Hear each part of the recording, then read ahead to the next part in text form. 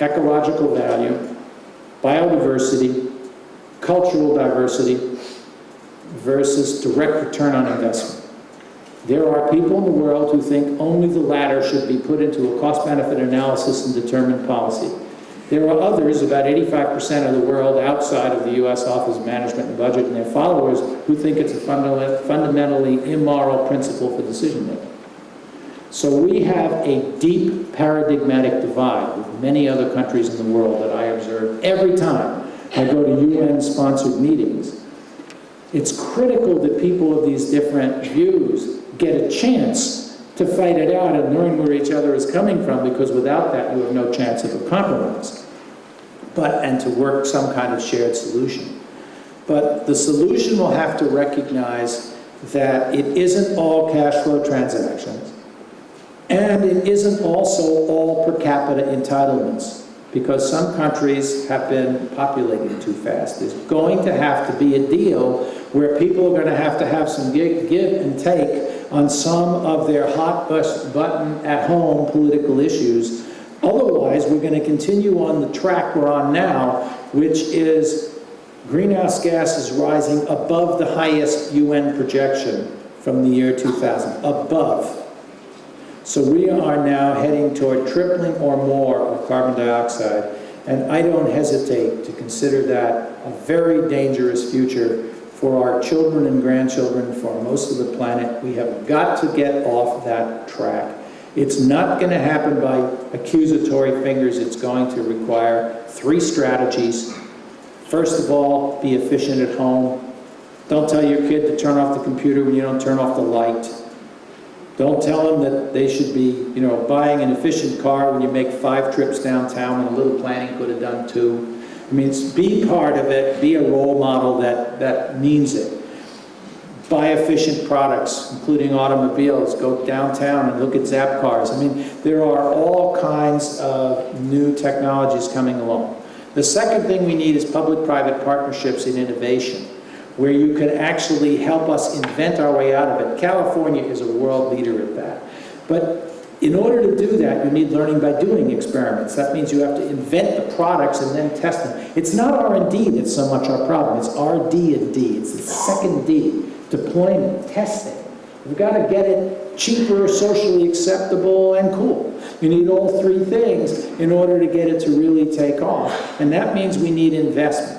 But to get investment, you need return on investment from the private sector. Many of these are speculative, so here's where public-private partnerships come along to help get the investment over the hump. Not just in the US or in Canada or in Australia or in Europe, but we have to help provide those investment opportunities in China and in India and other places, for which I think the deal should be shared patents with Western companies, funded in part by Western companies over a period of time that decreases with time, and you try to move toward the win-wins, instead of the you're responsible pointy finger, not always the nice pointy finger.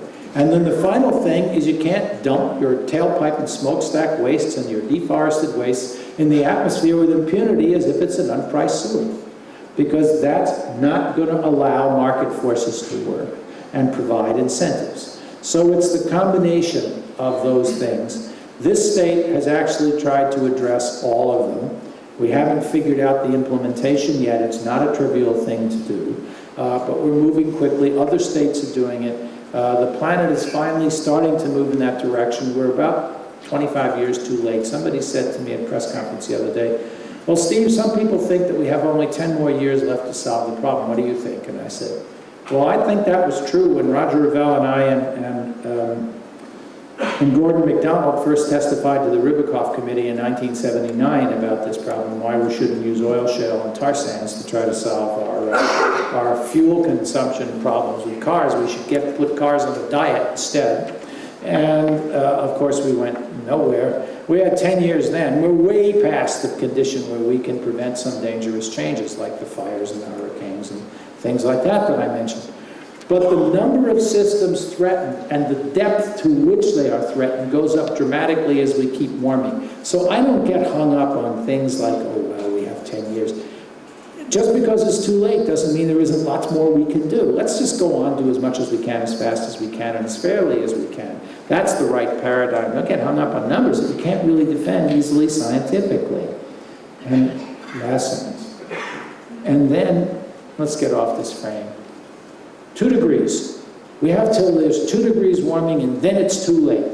That's what I call the on-the-beach syndrome. Remember On the Beach, some of you younger types? Right? The Northern Hemisphere nuclear war, the radioactive cloud of death is going to Australia. So since everybody's going to die, you might as well drive fast and get killed in an auto race. It's not a good idea to tell people there's no hope, particularly when it's not true. The fact that there'll be increasing damages doesn't mean that you still can't fix a lot and prevent even worse. So the objective is not to prevent things you can't prevent, but to prevent things you can prevent and have it much less bad than it would have been, and even take advantage of some opportunities. So you've got to have that framing. So I don't buy into this 2 degrees above pre-industrial for the following reason. That's, by the way, that's degree C, and that's only 1.2 above now, is at 1.8, the world is not okay, thank you very much. That's twice present, and I don't think that's going to be a very happy world. And at 2.2, the world is not turning into a climatic pumpkin either. It's just worse than it was at 1.8. So if you get overhung up on numbers, then what you end up doing is you lose sight of the objective, which is let's get those 3 strategies: efficiency, invent your way out of it through public-private partnerships, and fair prices on commodities that pollute the commons, and let's get them as fast and fairly as we can. And then we can at least put the brakes on the train and figure out how to back up the hill down the road. Thank you very much for listening.